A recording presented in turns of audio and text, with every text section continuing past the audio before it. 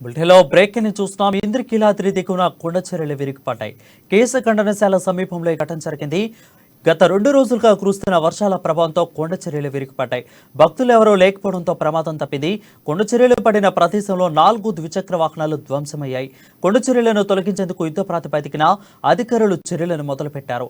సహాయక చర్యలను దగ్గరుండి పర్యవేక్షిస్తున్నారు ఈవో భ్రమరాంబ. ఆలయం ముందు నుంచి వెళ్లే కుమ్మరిపాలెం రథం సెంటర్ మధ్య రోడ్డు మూసివేశారు. వర్షాలు కొనసాగుతుండటంతో ఘాట్ రోడ్డు తాత్కాలికంగా మూసివేశారు.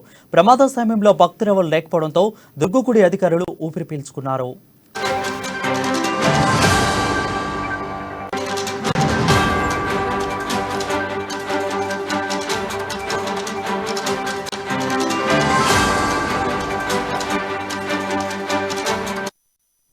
బ్రేకింగ్ న్యూస్ చూస్తున్నాం. ఇంద్రకీలాద్రి దిగువన కొండ చర్యలు విరిగిపడ్డాయి.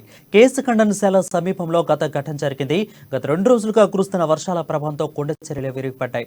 భక్తులు ఎవరూ లేకపోవడంతో ప్రమాదం తప్పింది. కొండ చర్యలు పడిన ప్రదేశంలో 4 ద్విచక్ర వాహనాలు ధ్వంసమయ్యాయి. కొండ చర్యలను తొలగించేందుకు యుద్ధ ప్రాతిపదికన అధికారులు చర్యలను మొదలుపెట్టారు. సహాయక చర్యలను దగ్గరుండి పర్యవేక్షిస్తున్నారు ఈవో భ్రమరాంబ. ఆలయం ముందు నుంచి వెళ్లే కుమ్మరిపాలెం రథం సెంటర్ మధ్య రోడ్డును తాత్కాలికంగా మూసివేశారు.